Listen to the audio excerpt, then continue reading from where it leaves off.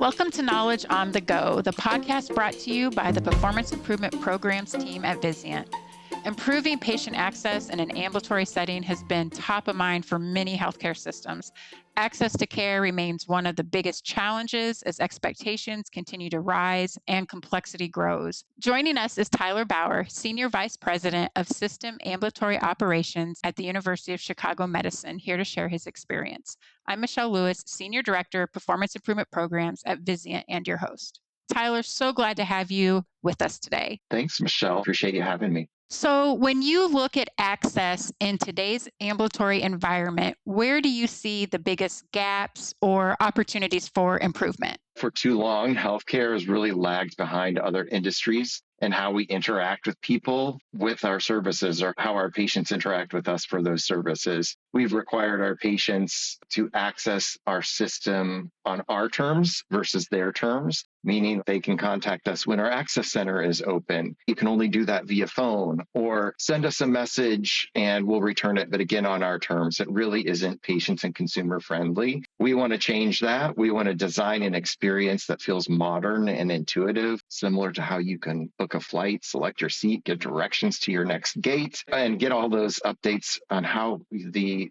device that you want to. Or maybe even another example is how you might check into a hotel or ask for additional bathroom amenities that you need in your hotel room. It needs to be easy, seamless, friction reducing. We have to give options to our patients. There are going to be patients that continue to want to reach out to us via phone. We don't want to change that, but we also need to make texting available. We need to be able to have web chat enabled, a way that's natural for our patients to interact with us and easy for them to do so. Here at Vizient, we've really ramped up our ambulatory work. We have a lot of different generations now, and everyone does things a little bit differently, but that clunky scheduling is what we're hearing a lot of through our work as well. When you think about the patient journey from start to finish, where are you seeing the biggest pain points show up right now? Three things: connectedness, personalization, and navigation. Access in healthcare is complicated and often fragmented. Folks who are dealing with a new diagnosis, chronic health issues, or even preventative care is difficult enough for patients to go through. Add in navigating through a large system that's dependent on inputs and outputs from outside parties. You can understand how frustrations can build for our patients. There are four big challenges that we'll try to work through. One is that patients want to connect to us on their own terms, not just from 8 to 5 and by phone. Secondly, our access center teams are stretched with managing a high volume of repetitive calls. Third, we have opportunities to close care gaps. Things like diabetes follow-ups or cancer screenings depend on simple and consistent outreach and frictionless systems to resolve those patient needs. Fourth, our clinicians were spending a significant amount of time at the keyboard in the exam room and also in after clinic hours documenting their work. There's many more than these four. A lot of times we focus on the patient just has a hard time getting in their foot in the door. You all are bringing in your physicians, your clinical staff, and addressing those issues, which I think is fantastic to get started. Once you identified those challenges that you're going to focus on, what types of changes or strategies or those actionable plans did you put in place to start addressing them? Our goal is to create an omnichannel experience, gives them control over scheduling and keeps them engaged in their care long after that visit happens. In between visits, making sure that patients have the information they need, but also have an easy way to get that if they don't. We also needed to provide pertinent data at the fingertips of our teams to better respond to patients and actually exceed their expectations, knowing what our patients need before they realize it or had to ask for it. Another goal was to return our clinicians back to their patients and their lives after clinic by reducing the administrative burden and cognitive load of meeting multiple documentation requirements that exist. I love that, one step ahead of the patient's need and not waiting for them to ask. At what point did you decide to bring AI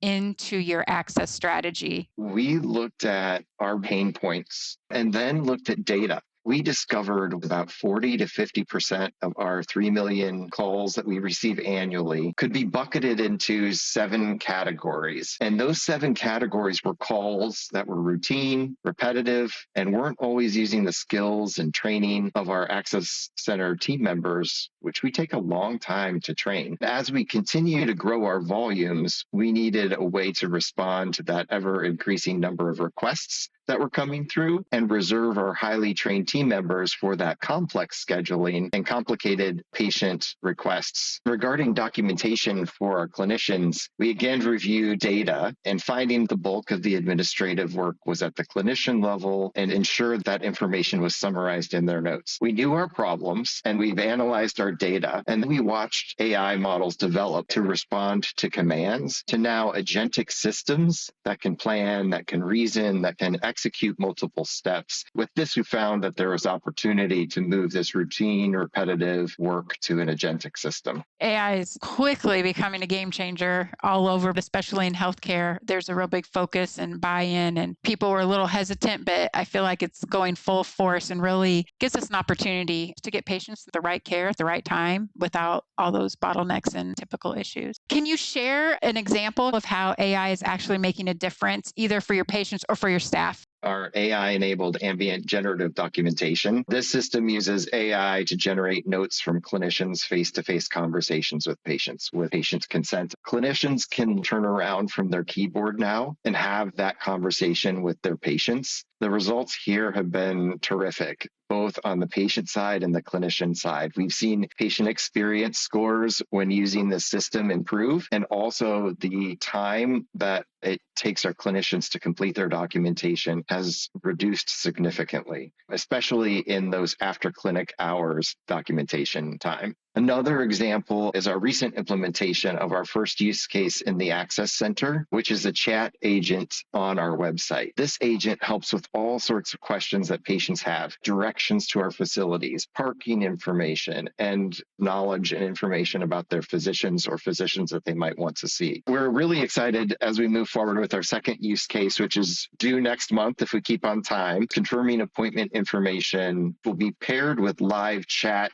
escalation when needed. If a patient is working with a chat agent and they're not able to get the information that they need, it will escalate to a live agent 24/7. That live agent will have the entire transcript of what happened with the chat agent, which will enable a seamless continuation of that conversation that the patient had, and the patient won't have to repeat themselves. Getting back to that seamless, frictionless goal that we have for our patient interaction. Then a fast follow to that implementation will be to enable simple appointment scheduling through the chat agent. As these use cases go live, we are going to also enable different channels. So SMS text and AI voice agent will also come live with these use cases as well. That is fantastic. It has to be a huge patient satisfier not to have to start over their story every single time someone comes in a room or, they see someone different. We hear this all the time, so love to hear your take. What did it take to get the organizational buy-in? I'll say especially from compliance and your clinical stakeholders to move this forward. A lot of talking, many demos, and some pilots. Some of our stakeholders were already bought in and were wondering what was taking us so long to implement things. And then others were rightly skeptical with all of the AI discussion and hype that we hear every day. It was important for us to find colleagues that were influencers and promoters. That helped us bring awareness and urgency to our use cases. Talking about those use cases and the actual impact that they could have helped folks understand the reason that we needed to move forward with AI agents. And part of this work, we utilized our Center for Digital Transformation to help us promote, discover, and vet AI and other digital products for us. We continue to use that momentum by putting together an educational series for our frontline team members to assist them in understanding the basics about AI, or for those who are more advanced, knowledge content that can help them build their skills.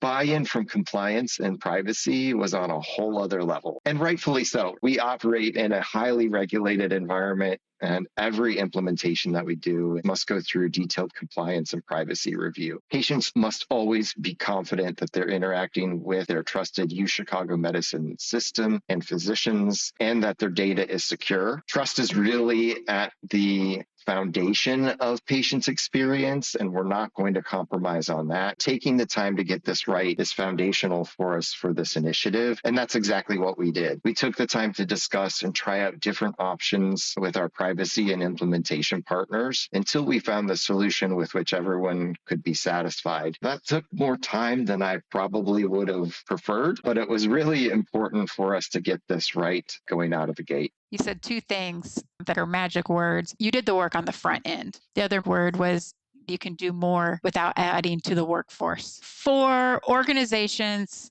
starting this journey, everyone is in a different spot with AI. You all have really embraced it. But for those starting in this journey, do you have any advice or what you see moving forward that you've learned? Be prepared to take the time to match regulatory compliance and privacy needs with user experience. Both are incredibly important. We started pretty far apart, but taking that time to discuss everyone's needs and how we could get there, we landed in a good space. I would also say focus on the problems you're trying to solve and then what tools might be available to help you versus finding a tool and then trying to figure out what this awesome new tool can do for you. Understanding where your pinch points are, pain points are, is so important to be able to select the right tool then to help you move things forward.